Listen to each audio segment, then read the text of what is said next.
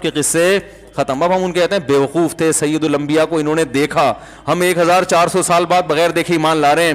یہ دن رات کم بخت معجزے دیکھ رہے تھے اور اپنے سامنے پیغمبر کو انہوں نے دیکھا اور دیکھ رہے تھے کیسے اسلام دنیا میں غالب ہو رہا ہے, پھر بھی دنیا پرستی نے ان کو حق سے غافل کیا. تو اللہ فرماتے ہیں عنقریب پتہ چل جائے گا, اور الحمدللہ پتہ چل گیا. لو تدہنوا فیدہنون, فرمایا اصل میں ان کی خواہش یہ ہے, اصل مسئلہ دیوانگی اور جنونیت کا نہیں ہے, ان کو پتہ ہے کہ آپ مجنون اور دیوانے نہیں ہیں. اصل مسئلہ یہ ہے کہ لو تدہنوا, یہ چاہتے ہیں کہ آپ تھوڑا سا اپنی دعوت اور تبلیغ میں جو تھوڑا سا ریورس ہوں, اپنے موقف میں تھوڑی سی نرمی پیدا کریں, کچھ کمپرومائز کر لیں ان کے ساتھ. آپ نے بھی ایک دم جو دعوت دی ہے کہ سارے بت غلط, صرف ایک الہ, تو تھوڑا سا پروٹوکول ہمارے بتوں کو بھی دے دیں بھائی, بالکل غلط قرار دینے کے بجائے بھائی تھوڑا سا سب کو برا بھلا کہنے کے بجائے کسی کو مستثنا کر دیں. تو فیدہنون فرمایا اگر آپ تھوڑا سا پیچھے ہٹے, فیدہنون تو یہ بھی اپنے موقف میں لچک اور نرمی پیدا کر لیں گے. اسی کو سورہ یونس میں یوں بیان کیا کہ یہ کہتے ہیں وَإِذَا تُتْلَى عَلَيْهِمْ آيَاتُنَا, جب ان پر ہماری آیات تلاوت کی جاتی ہیں, قَالَ الَّذِينَ لَا يَرْجُونَ لِقَاءَنَا, جن کے دلوں میں آخرت کا خوف نہیں ہے, وہ کہتے ہیں ایتی بقرآن غیر ھذا او بدلہ, کہ آپ اس قرآن کو یا تو مکمل چینج, آپ کو اگر سردار بننے کا شوق ہے نا تو اس قرآن کے علاوہ کوئی اور کتاب آپ لے آئیں تو ہم مان لیں گے کہ آپ نبی ہیں اور آپ کو سردار مان لیں گے, لیکن یہ والا قرآن نہیں چلے گا. یہ تو بالکل کلیئر کٹ بات کر رہا ہے, یہ تو کہہ رہا ہے زانی زنا حرام ہے, شراب حرام ہے, اور ایک خدا کی توحید کا قائل ہے. یہ باپ دادا ہمارے اتنے عرصے سے کیا گھاس کھا رہے تھے ہیں بھائی, تو یہ تو کلچر کو آپ بالکل ہی کیا کر رہے ہیں, چینج کر رہے ہیں. ایتی بقرآن غیر ھذا, تو کوئی اور کتاب لے آئیں, او بدلہ, یا اس میں کچھ چینجنگ کر دیں, اس میں کیا کر دیں, چینجنگ, کچھ آپ کا ہوگا, کچھ ہماری طرف سے ایڈیشن ہو جائے گی اس میں. تو جو نیا ایڈیشن قرآن مجید کا آئے گا وہ سب کے لیے ایکسیپٹیبل ہوگا, قابل قبول ہوگا. جیسے آج کل دنیا میں تحریکیں چل رہی ہیں نا کہ تمام ادیان کو ملا کے بولو بھائی ایک کھچڑی پکا کے رکھ دی جائے, اس میں ہندوازم کے لیے بھی جگہ ہو, اس میں سکھوں کے لیے بھی ہو, اس میں عیسائیوں کے لیے بھی ہو, اس میں یہودیوں کے لیے بھی ہو, کچھ اسلام کا بھی تڑکا اس میں لگا دیا جائے. صحیح ہے نا, ہندو مسجد جا رہے ہوں, مسلمان مندر جا رہے ہوں, کبھی کبھار ہندو مسجد آیا کریں تو کبھی کبھار مسلمان بھی مندر چلے جایا کریں, تو کبھی عیسائی جمعہ پڑھ لیا کریں تو کبھی آپ بھی چرچ چلے جایا کریں. اس سے کیا پیدا ہوگا, معاشرے میں محبتیں پیدا ہوں گی, برداشت پیدا ہوگی, اور معاشرے میں امن پھیلے گا وغیرہ وغیرہ, اور شدت پسندی کا اس سے کیا ہوگا, خاتمہ ہوگا. تو یہی وہ یہ کہہ رہے تھے کہ شروع میں تو کہہ رہے تھے آپ بالکل غلط ہیں, پھر کہہ رہے تھے چلو کچھ آپ کی کچھ ہماری کچھ درمیانی راستہ, مذاکرات کی میز پہ آ جائیں. تو قرآن میں اللہ نے جواب دیا قل ما یکون لی, آپ نے فرمایا گویا بزبان حال آپ نے یہ فرمایا کہ تم ابھی تک سمجھ ہی نہیں رہے کہ میرا دعویٰ کیا ہے. مذاکرات کی میز پہ وہ شخص تو بیٹھ سکتا ہے قانون کی تبدیلی کے لیے جو خود ایک قانون لے کر آیا ہو. آپ صلی اللہ علیہ وسلم اگر انسانیت کی خیر خواہی کے لیے خود ایک لا مرتب کرتے کہ بھائی یہ معاشرے میں غلط ہو رہا ہے, یہ صحیح ہو رہا ہے, تو اس کو ہم چینج کرنا چاہتے ہیں, کچھ چینجنگ آ جائے گی, تو اس میں جب مخالفت ہو رہی ہے تو بھائی کچھ تھوڑا سا لچک پیدا کر لو, something is better than nothing. تو یہ ایسے موقع پہ تو چلتا ہے, صحیح ہے نا. تو نبی نے کیا جواب میں یہ فرمایا کہ بھائی یہ قانون میں تھوڑی پیش کر رہا ہوں, میری رائے کا اس میں ذرہ برابر بھی دخل نہیں ہے. یہ ہے محمد صلی اللہ علیہ وسلم کی پوزیشن کہ میں اپنی طرف سے کچھ یہی میں تمہیں سمجھا رہا ہوں 13 سال سے, 10 سال سے یہی سمجھا رہا ہوں کہ بھائی میں جو کچھ کہہ رہا ہوں یہ میں نہیں کہہ رہا, یہ اللہ کہہ رہا ہے, میری زبان استعمال ہو رہی ہے, مجھ پہ فرشتہ وہی لے کر آتا ہے, اس کا پیغام ڈیلیور کر رہا ہوں میں. تو اگر مذاکرات کرنے تو اللہ سے کرو نا, مجھ سے کیوں کر رہے ہو؟ نہیں آ رہی بات, میرا خیال ہے. یہی تو فرق ہے اسلام میں اور دنیا کے دیگر قوانین میں, کہ دیگر قوانین کی نسبت کس کی طرف ہے, انسانوں کی طرف, اسلام کی نسبت اللہ کی طرف. اب اس میں چینجنگ کا آپشن ہی ختم کر دیا, یا تو مسلمان یہ مانے کہ یہ اللہ کا قانون نہیں ہے, پھر وہ کہہ سکتا ہے زمانے کے حساب سے اس میں کانٹ چھانٹ ہم کریں گے. بھائی آج کل پردہ بڑا مشکل ہے تو تھوڑا پردے کی سیٹنگ آؤٹ کر دو. آج کل ڈپریشن بہت زیادہ, ایکچولی آج کل جو لبرل لوگ آ رہے ہیں نا, جو دین میں چینجنگ کرتے ہیں, وہ اسی قسم کے ٹوپی ڈرامے والی باتیں کر رہے ہوتے ہیں. ایکچولی اصل میں اب آپ خود دیکھیں ایک آدمی کہاں جائے بیچارہ, ایکچولی کر کے نا اب ڈپریشن میں ہے تو شراب کے 2 گھونٹ پی لیے تو کیا ہو گیا اس سے, تو ایکچولی کر کے اب 4 شادیوں پر بھی اسی طرح پابندی لگاتے ہیں. بھائی وہ زمانہ اور تھا, بڑی طاقتیں ہوا کرتی تھی مردوں میں اس وقت, اور اس وقت بڑا حوصلہ تھا. اس زمانے میں بھائی نہیں ہو سکتا. آج کل دیسی گھی کہاں کھا رہے ہیں, ڈالڈے کھا کے تو جوان ہو رہے ہیں بچے ہیں. وہ زمانہ اور تھا, یہ زمانہ اور ہے بھائی. نہیں تو ہر چیز کا بیڑا, داڑھی پر بھی یہی. بھائی وہ داڑھی تو اس زمانے کا کلچر تھی, وہ تو سب رکھا کرتے تھے. ابو جہل کی بھی داڑھی تھی, ابو لہب کی بھی داڑھی تھی, اور فرعون کی بھی داڑھی تھی, تو کلچر کے حساب سے رکھا ہے. تو آج تو ایک ماڈرن دور ہے, داڑھی رکھ کے تو آپ عجیب سے لگتے ہیں معاشرے میں. پڑھا لکھا آدمی تو وہی ہوتا ہے جو بالکل کلین شیو, خدا نہ خواستہ کسی بغیر داڑھی والے کا مذاق اڑانا مقصد نہیں, لیکن جو داڑھی کا انکار کرتے ہیں ان کے دلائل یہی ہوتے ہیں. بھائی وہ کلچر تھا, تو نبی نے حکم دے دیا کہ بڑھا لو, تو ہر حکم کو کا بیڑا غرق ہو رہا ہے کہ نہیں ہو رہا. داڑھی کا حکم تو تورات میں آج تک موجود ہے کہ اللہ نے موسیٰ علیہ السلام کو کوہ طور پہ بلا کے کہا کہ اپنی قوم کو کہہ دو کہ داڑھی مت کاٹنا. تبھی آج یہودی بھی داڑھی رکھتے ہیں. میں نے خود یہودی دیکھے ہیں داڑھیوں والے. کلپ آ جائے گا, اسرائیل سے تعلقات ہیں ان کے. ہمیں تو یہاں کوئی یہودی نظر نہیں آتا, ان کو یہاں نہیں دیکھے, بیرون ملک دیکھے ہیں. تو ہم نے خود داڑھی والے یہودی دیکھے ہیں, اور رکھتے ہیں اتنی بڑی بڑی داڑیاں. ہماری تو پھر بھی چھوٹی ہوتی ہیں, بڑھتی نہیں ہیں. ان کی تو وہ یہاں تو اتنی اسپیڈ سے داڑیاں بڑھ رہی ہوتی ہیں ان کی. تو ہم تو پھر بھی گنجائش دیتے ہیں نا, ایک مٹھی سے زیادہ کاٹنا جائز ہے. یہودی کہتے ہیں ایک مٹھی سے زیادہ کاٹنا بھی جائز نہیں ہے, بڑھاؤ بس. وہ کہتے ہیں اس کی بھی اجازت نہیں ہے, بڑھاؤ فل. تو نبی صلی اللہ علیہ وسلم نے حکم دیا, بھائی آپ سے نہیں رکھی جا رہی تو اسلام کو تو چینج نہ کرو نا میرے بھائی. اب بولو یار میں اللہ سے دعا مانگتا ہوں. دیکھو کتنے لوگ ہیں نماز پڑھتے ہیں, نہیں پڑھتے نا بہت سے, لیکن مانتے ہیں اسلام میں نماز ہے. کتنے لوگ ہیں ابا اماں کی فرما برداری کرتے ہیں, لیکن مانتے ہیں بھائی ابا کو راضی رکھنا چاہیے, اماں کو خوش رکھنا چاہیے. تو نہ ماننا خطرناک ہے, عمل نہ کرنا یہ عملی کوتاہی ہے, اس کی اصلاح ہو سکتی ہے. تو اب کیا ہے کہ رسول اللہ صلی اللہ علیہ وسلم نے اپنی پوزیشن واضح کر دی. قرآن میں اللہ نے حکم دیا, قل اے نبی آپ ان سے کہہ دیجئے کہ تم جو مجھے کہہ رہے ہو کہ دوسرا قرآن آلٹرنیٹ لے آؤ یا تھوڑی سی اس میں کیا ہو جائے چینجنگ. قل ما یکون لی, یہ مجھ میں قوت ہی نہیں ہے, طاقت ہی نہیں ہے, میرے لائق ہی نہیں ہے, میرے بس میں ہی نہیں ہے, ان ابدلہ من تلقاء نفسی, کہ میں اپنی طرف سے اس میں کچھ چینجنگ کر دوں. بلکہ میں تمہیں اس سے بڑھ کر ایک اور بات کرتا ہوں کہ میں جو لا بیان کر رہا ہوں نا, اس میں چینجنگ کا تو سوال ہی پیدا نہیں ہوتا. بات یہ ہے ان اتبع الا ما یوحى الی, کہ میں خود اس لا پہ عمل کرنے کا مکلف ہوں جس لا کا میں تمہیں کہہ رہا ہوں. وہ صرف تمہارے لیے نہیں, میرے لیے بھی ہے. مجھے بھی ڈر ہے, انی اخاف ان عصیت ربی عذاب یوم عظیم, میں تو تم سے زیادہ ڈرتا ہوں کہ اگر اس لا کی مجھ سے کہیں مخالفت ہو گئی تو بہت بڑا عذاب میرے لیے تیار ہے. پھر مجھے تو اپنے بارے میں ڈر ہے. تو یہ اللہ نے نبی صلی اللہ علیہ وسلم کی زبان سے یہ نکلوائے یہ الفاظ, وہی نازل ہوئی کہ ان کو یہ کہہ دیں, تو ایز اٹ از آپ نے وہ کلام نقل کر دیا. ورنہ کوئی اپنے بارے میں یہ کہہ سکتا ہے کہ بھائی میں تو اگر خود فالو نہ کروں تو مجھے ڈر ہے کہ عذاب نہ آ جائے. تو وہ اللہ کہلوار ہے کہ آپ یہ بولیں, آپ یہ کہیں, آپ یہ کہیں, آپ یہ کہیں. قرآن کی صداقت کے بڑے عجیب واقعات ہیں. دیکھیں رسول اللہ صلی اللہ علیہ وسلم کی حضرت زینب سے نکاح ہوا نا, پھوپھیزاد بہن تھی آپ کی.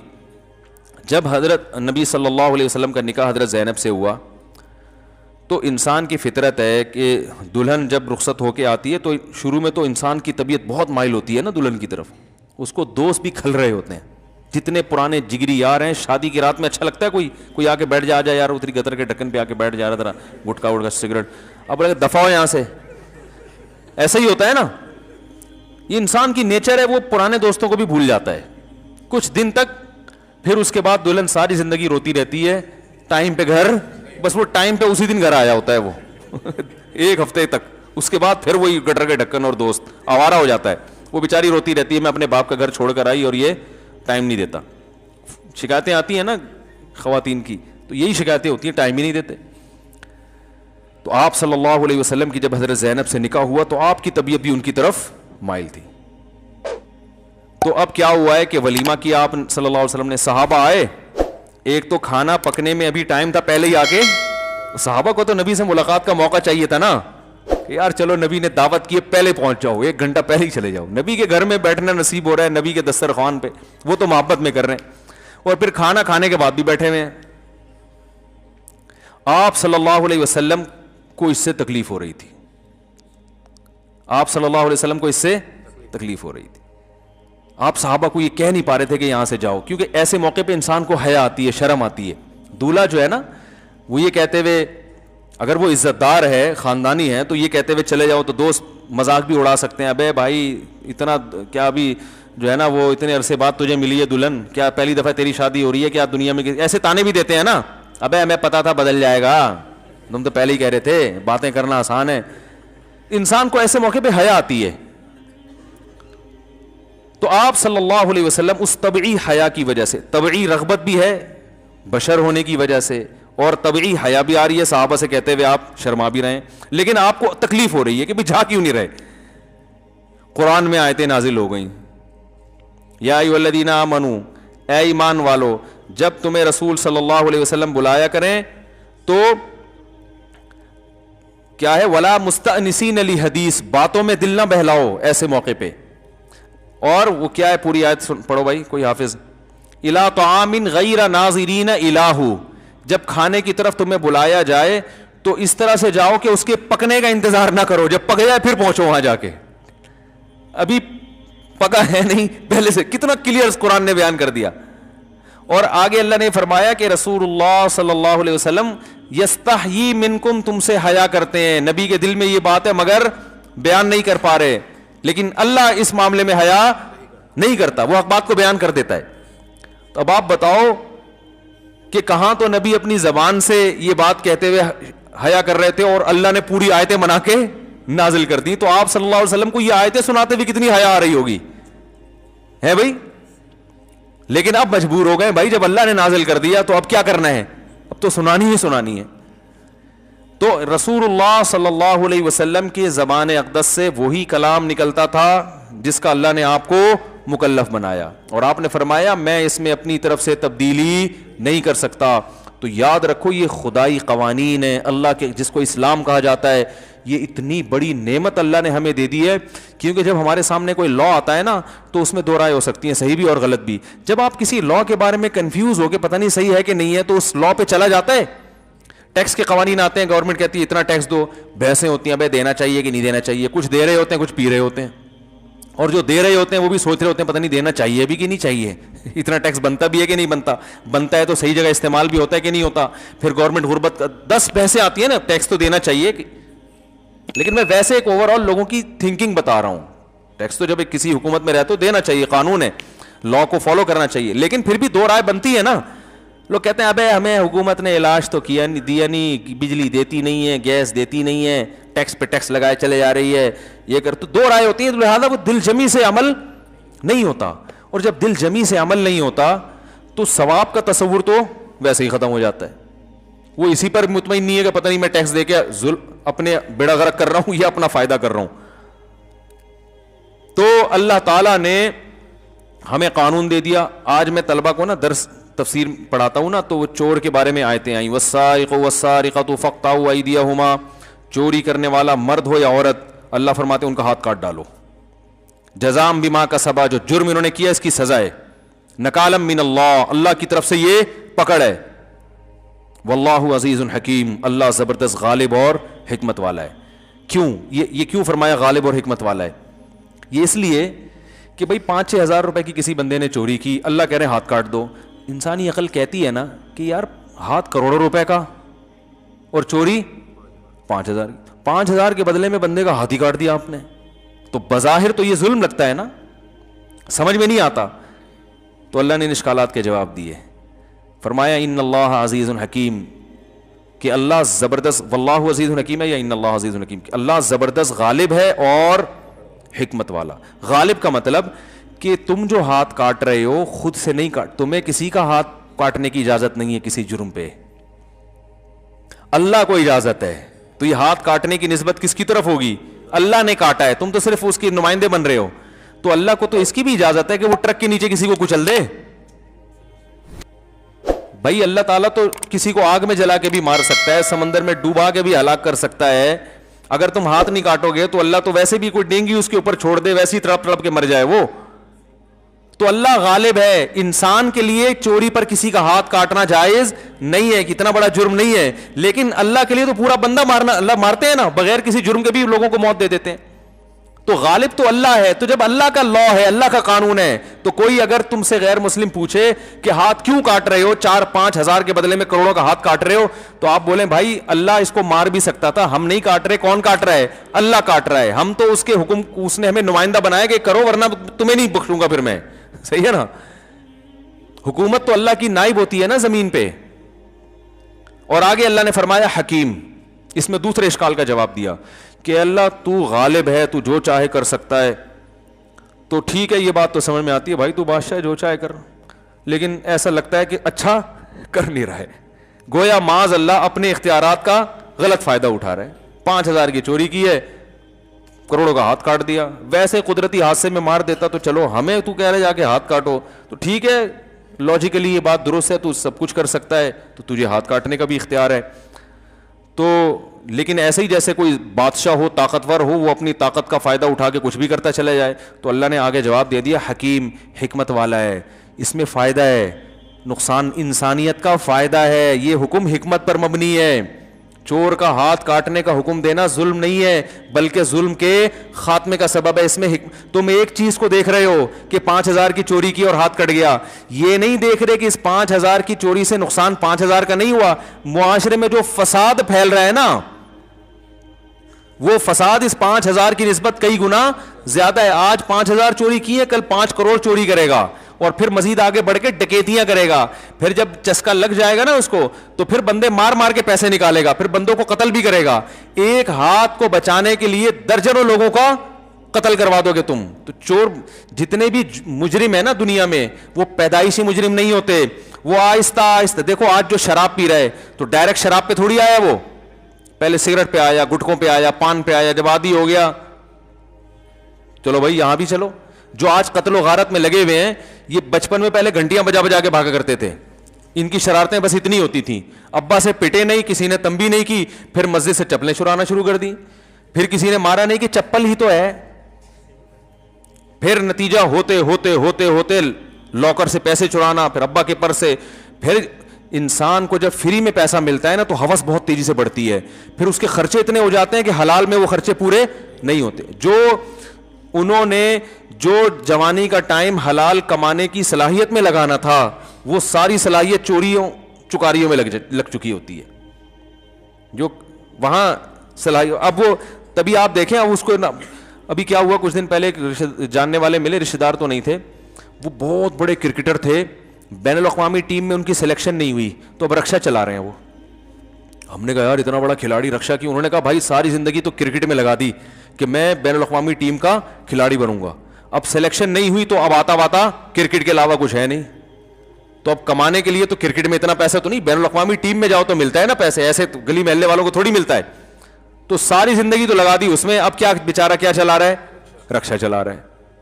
نہ ایجوکیشن کی طرف توجہ دی. ہاں جس کی لک لگ گئی وہ انٹرنیشنل ٹیم میں چلا گیا, یا اس سے کم لیول کی ٹیم میں, لیکن کسی بڑی ٹیم میں چلا جائے گا تو اس کی تو ویلیو ہو جائے گی. جو نہیں سلیکشن ہو سکا, سب کا تھوڑی ہوتا ہے, لاکھوں لوگ آتے ہیں, ایک چند ایک کا ہوتا ہے اس میں. تو ایسے ہی جب چوری چکاریوں میں ٹائم گزار دیا, تو اب حلال میں کمانے کی صلاحیت بھی نہیں ہے, اور حلال میں اتنا پروفٹ ہے بھی نہیں. چوری میں تو بڑا پروفٹ ہے, بیٹھ بیٹھ یوں کرو, بس پتہ ہی نہیں کسی کو کیا خیال ہے. تو اللہ فرماتے ہیں کہ بین الاقوامی لاز اپنی جگہ, لیکن اللہ نے جو قانون بنایا یہ حکمت پر مبنی ہے. ایک کا ہاتھ کٹے گا, سینکڑوں لوگوں کو عبرت ہوگی, لوگوں کی جان بھی محفوظ, لوگوں کا مال بھی. تم صرف 5,000 دیکھ رہے ہو کہ 5,000 کے بدلے میں کروڑوں کا ہاتھ کٹ رہا ہے. ہم صرف 5 نہیں دیکھ رہے, ہم آگے پورا فیوچر دیکھ رہے ہیں.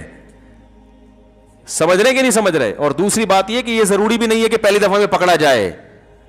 یہ تو جب عادت ہو جاتی ہے نا, اکثر حضرت عمر کے دور میں ایک چور پکڑا گیا, اس نے کہا اللہ کی قسم پہلی دفعہ چوری کی معاف کر دیں. انہوں نے فرمایا کہ پہلی دفعہ میں پکڑا نہیں جاتا آدمی. صحیح ہے نا, پہلی دفعہ میں تو بہت احتیاط کرتا ہے, جب یوز ٹو ہو جاتا ہے کر کے پھر احتیاط چھوڑ دیتا. کئی دفعہ دیکھا نا نہیں پکڑا گیا تو پھر کر لیتا ہے. کل کسی نے بتایا کہ ڈکیتی کے لیے کچھ لڑکے آئے 17-18 سال کے, جن کے ساتھ ڈکیتی, انہوں نے مجھے خود کل واقعہ سنایا. کہہ رہے ہیں ان لڑکوں کو میں نے دیکھا, پستول ان کے ہاتھ میں تھی, ہاتھ کانپ رہے تھے ان کے, ایسے لگ رہا تھا کہ ابھی یہ ڈکیتی سیکھ رہے ہیں. تو آپ مجھے بتاؤ, کہہ رہے ہیں میں نے اس لیے موبائل دے دیا کہ کانپتے ہوئے انگلیاں ایسے چلی نہ جائے. ہاں وہ مجھے, میں نے کہا یار تم نے تو عجیب آدمی ہو, تم نے اس کو جب وہ کانپ رہے تھے تو تھوڑا ایک دھکا وکا لگا دیتے اس کو. کہہ رہے ہیں یار مجھے ڈر یہ تھا کہ کانپتے ہوئے میں کہیں نہ چاہتے ہوئے نہ گولی چل جائے. تو اب دیکھو انہوں نے مجھے خود کل کا واقعہ ہے, کہہ رہے ہیں کہ ایسے ہاتھ نا اس کے ڈاکو کے, 17-18 سال کا بچہ تھا. تو آپ مجھے بتاؤ یہ 17-18 سال کا بچہ جس کے بھی ہاتھ کانپ رہے ہیں, تو کیا یہ پہلی دفعہ بندوق پکڑ رہا ہے؟ اس سے پہلے اس نے کبھی چوری نہیں کی ہوگی, یقیناً اس سے پہلے کم درجے کے جرائم کی. اس کا چسکا لگا تو اس نے کہا آپ ذرا ترقی کرو, اور 2-4 دفعہ ہاتھ کانپیں گے. جب لوگوں نے موبائل پکڑا دیا تو پھر اتنا کانفیڈنس پیدا ہوگا کہ کچھ وقت کے بعد ہاتھ کانپنا ختم. پھر تو ایسے بندوق رکھے گا یہاں. وہ ایک اوبر میں سفر کر رہا تھا کچھ دن پہلے, تو ایک اوبر والے کے ساتھ نا میں بیٹھا ہوا, تو اکثر جان پہچان والے ٹیکسی ڈرائیور نکل آتے ہیں, کہہ رہے ارے مفتی صاحب خیریت سے؟ میں نے کہا ہاں وہی خیریت سے. کہاں جا رہے ہیں؟ فلاں جگہ جا رہے ہیں. تو مجھے کہنے لگا یار ڈکیتیاں بہت ہوتی ہیں. میں نے کہا کوئی دلچسپ واقعہ؟ وہ کہہ رہے ہیں کچھ دن پہلے کچھ ڈاکو آئے, میں کسی فیملی کو لے کے جا رہا تھا. وہ ڈاکو آئے, مجھے کہنے لگے, گاڑی روکی نا, بول نکال موبائل دے اور پیسے دے. کہتے میں نے کہا کچھ اسلحہ تو دکھاؤ. خالی ہاتھ, یہ اس کو ان کو بول رہے ہیں. کہہ رہے ان کے پاس اسلحہ نہیں تھا. اب رات کا اندھیرا تھا تو وہ صرف خوف بٹھا کے نا, تو وہ اوبر کا ڈرائیور مجھے کہہ رہا ہے کہ میں نے ان سے کہا بھائی اگر تیرے پاس بندوق ہے تو دکھا دے, میں اپنا موبائل بھی دوں گا, پیچھے جتنے خواتین بیٹھی ہوئی ہیں نا ان سے بھی موبائل لے کے تجھے پکڑا دوں گا, اور اگر اسلحہ نہیں ہے تو یہاں سے دفع ہو جا, میں گاڑی کچلتا ہوا نکل جاؤں گا تجھے. اس کے پاس نہیں تھا اسلحہ, وہ بھاگ گئے. میں نے کہا آپ نے تمیز سے ان کو ترغیب دے دی کہ آئندہ جب سفر ڈکیتی کریں گے تو بندوق ساتھ میں رکھیں. وہ ہاں, میں نے کہا آپ نے ان کو اچھی طرح سمجھا دیا کہ بھائی آئندہ ایسی غلطی نہیں کرنا. کہ آئندہ جب بھی جاؤ تو کوئی پلاسٹک کی گن رکھ لینا, لیکن رکھنا ضرور. تو چلو انہوں نے تو غلط کیا, ان کو اس طرح کی ترغیب دے دی نہ چاہتے ہوئے, ان کی نیت یہ نہیں تھی. لیکن ہوتا تو یہی ہے نا کہ پہلے بغیر اسلحے کے ٹرائی کرتے ہیں, پھر کہتے ہیں یار جو مزہ اسلحہ پہلی دفعہ پکڑنا ہر آدمی کے بس کی بات نہیں ہے. تو اللہ نے فرمایا کہ اللہ زبردست غالب ہے, جو چاہے حکم نازل کر دے, تمہیں چون و چرا کی اجازت نہیں ہے, میں اپنے اختیارات استعمال کر سکتا ہوں. دیکھو صدر کو اختیار ہوتا ہے نا آج کل, شریعت میں تو اختیار نہیں ہے, لیکن قانون میں آج کل اختیار ہے کہ پھانسی کی سزا کو وہ معطل کر سکتا ہے. تو ہم کہتے ہیں صدر کو اختیارات ہیں, اس نے اپنے اختیارات استعمال کیے بغیر کسی لاجک کے, بس پھانسی کی سزا ختم کر دی. یہ غیر شرعی ہے. اسلام میں صدر کو یا وزیر اعظم کو اختیار نہیں ہے کہ پھانسی کی سزا, یعنی قصاص کے طور پہ اگر کسی کو قتل کر رہے ہیں. تو یہاں بھی اللہ کہہ رہے بھائی میں بادشاہ ہوں, میں نے کہہ دیا ہاتھ کاٹو تو کاٹ دو. اور پھر آگے اللہ نے بتا دیا کہ حکمت ہے, چھپی ہوئی حکمتیں ہیں, ہر حکمت تمہاری سمجھ میں آنا ضروری نہیں ہے. پھر آگے فرمایا وَلِلَّهِ مُلْكُ السَّمَاوَاتِ وَالْأَرْضِ, اللہ کے لیے زمین اور آسمانوں کی بادشاہی ہے. يُعَذِّبُ مَن يَشَاءُ يَغْفِرُ لِمَن, دیکھو قرآن میں اکثر یہ ہوتا ہے يَغْفِرُ لِمَن يَشَاءُ وَيُعَذِّبُ مَن يَشَاءُ, جس کی چاہے مغفرت کرے, جس کو چاہے عذاب دے. لیکن یہاں پر اللہ نے پہلے بیان فرمایا جس کو چاہے عذاب دے, جس کی چاہے مغفرت, کیونکہ چور کے ہاتھ کاٹنے کی بات چل رہی ہے نا, تو میں جس کو چاہوں عذاب دوں. ایک بڑے لبرل قسم کے آدمی تھے, اسلام کے خلاف بہت اعتراضات کرتے تھے. یہ چوری کی, جو چور کا ہاتھ کاٹنے کی سزا ہے نا, اس پہ بھی بہت کہتے یار یہ کیا ہے, 5,000 10,000 روپے چوری کی اور ہاتھ کاٹ دو, یہ کیا ہے. لیکن اللہ نے ان کو ہدایت دی. ایک دن میرے پاس آئے, کہہ رہے یار اگر میں پازیٹیو سوچوں تو اس کی لاجک بنتی ہے. میں نے کہا کیا؟ کہہ رہے ہیں یار یہ اس کی دلیل ہے کہ اسلام جرم کو برداشت, جرم کے معاملے میں بہت حساس ہے. تو یہ پازیٹیو چیز ہے اسلام کی, سمجھ رہے ہیں نا. مجرم کے لیے رعایت, بولو بھائی, سافٹ کارنر کہتے ہیں نا, نرم اسلام کے لیے, نرم یعنی لب و لہجہ اسلام مجرم کے لیے اختیار نہیں کرتا. تو یہ تو جرائم کے خاتمے پر اسلام کی حرص ہے کہ وہ تو دنیا میں جرم مانتا ہی نہیں ہے. تو میں نے کہا یہی بات ہے, اگر پازیٹیو سوچو گے تو پازیٹیو, نیگیٹو سوچتے رہو گے تو جاتے چلے جاؤ, الٹا سوچتے رہو. تو اتنے لوگوں کے, ایک دن مجھے ایک صاحب کہنے لگے یار اگر چور کا ہاتھ کٹے تو سارے ٹنڈے پنڈے ہو جائیں گے, تو سارا آدھا ملک تو چور ہے. تو یہ تو سمجھ میں نہیں، اس زمانے میں یہ نہیں ہونی چاہیے. میں نے کہا بھائی جان ایسا نہیں ہوگا, ایک دو کے کٹیں گے تو باقی چوری سے توبہ کر چکے ہوں گے. ٹھیک ہے نا, ایک دو کے کٹیں گے ہاتھ, باقی سب توبہ کر. تو اسلام میں ڈاکو کی سزا بڑی سخت ہے, جو دن دہاڑے لوگوں سے یا رات کو علانیہ لوگوں سے ڈکیتیاں کرتے ہیں. اسلام میں ان کی سزا یہ ہے کہ بھائی اگر یہ گرفتار ہو جائیں, ہاتھ پاؤں کاٹ کے چوک پہ لٹکا دو ان کو, قتل کرو ان کو فوراً. یہ جیلیں ویلے نہیں ہے اسلام میں, جیل میں ڈال دو, 25 سال کیس چل رہا ہے بھائی, گواہوں سے ثابت ہو گیا فوراً لٹکا کے چوک پہ لٹکا دو اس کے. ان یقتلوا او یصلبوا او تقطع ایدیہم وارجلہم من خلاف. تو کہاں سے کہاں بات چلی گئی. تو یہ جو حدود ہے نا, حدود جو اسلام نے بیان کی سزائیں, اس میں گورنمنٹ کو اختیار نہیں ہوتا کہ وہ چاہے تو نافذ کرے چاہے تو نافذ نہیں کرے. یہاں حکومت پابند ہوتی ہے کہ یہ اللہ کا قانون ہے, آپ کی سمجھ میں آئے نہ آئے آپ نے نافذ کرنا ہے. تو اسمبلیوں میں جو لوگ بیٹھے ہوئے ہیں وہ اگر حدود آرڈیننس کے خلاف کوئی بات کریں گے تو یہ اللہ سے بغاوت شمار ہوگی. وہ اس کے پابند ہیں کہ وہ اس قانون کو پاس کرانے کی کوشش کریں گے. بھائی یہ تو طے شدہ ہے, یہ تو قرآن نے بیان کر دیا, چور کا ہاتھ تو کٹے گا ہی کٹے گا. یہ تو اللہ نے ہمیں آسانی دے دی کہ بہت سے موٹے موٹے قوانین میں ہمارے لیے سوچنے کا آپشن ختم, کیونکہ جو سوچتا ہے وہ کنفیوز ہوتا ہے, کنفیوز ہوگا تو وہ کوئی تبھی ہمارے ملک میں دیکھو نا قانون بنتے ہی نہیں ہے, بنتے ہیں تو 10 قسم کی آرا سام. اگر اسلامی قانون ہو بھائی چور کا ہاتھ کٹے گا, جو دن دہاڑے یا رات کو دہشت گردی کرے گا اس کو فوراً پکڑ کے چوک پہ لٹکا دیا جائے گا. اب اسمبلی میں اس پر بحث ہو بھائی شراب پینے والے کو 80 کوڑے لگیں گے, ٹھیک ہے نا, کو ایجوکیشن کو ختم کیا جائے گا. اب بھائی کیوں اس لیے کہ قرآن نے بیان کر دیا. اب اور آگے کی چیزیں سوچو جن کو قرآن اور حدیث نے صراحتاً بیان نہیں کیا, اس پہ ہم بیٹھ کے غور کریں گے. یہ جو چیزیں بیان کر دی ہیں وہ تو طے شدہ ہے بھائی, اس میں تو دو رائے ہو نہیں سکتی, اسلام کے نام پہ بنا ہے نا. تو اس میں اسمبلی بحث کرنا ہی غلط ہے. جو اسمبلی میں پہنچے ہوئے لوگ ہیں ان پر لازم ہے کہ بھائی یہ تو ہے, یہ تو طے شدہ ہے, اس میں دو رائے تھوڑی ہو سکتی ہیں. لیکن کیوں گڑبڑ کرتے ہیں؟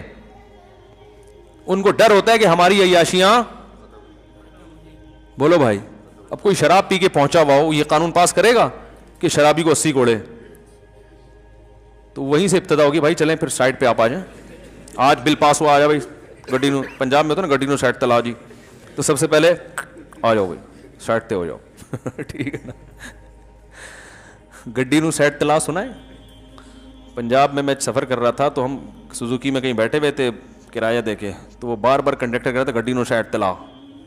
تو مجھے یہ لفظ بڑا اچھا لگا, پنجابی زبان کا یاد ہو گیا ہے, تو میں ہر جگہ, یہ بہت پرانی بات ہے, تو جہاں بھی کوئی ایسا نہ سائڈ تلا جائے, لگا کو کہتے ہیں لا.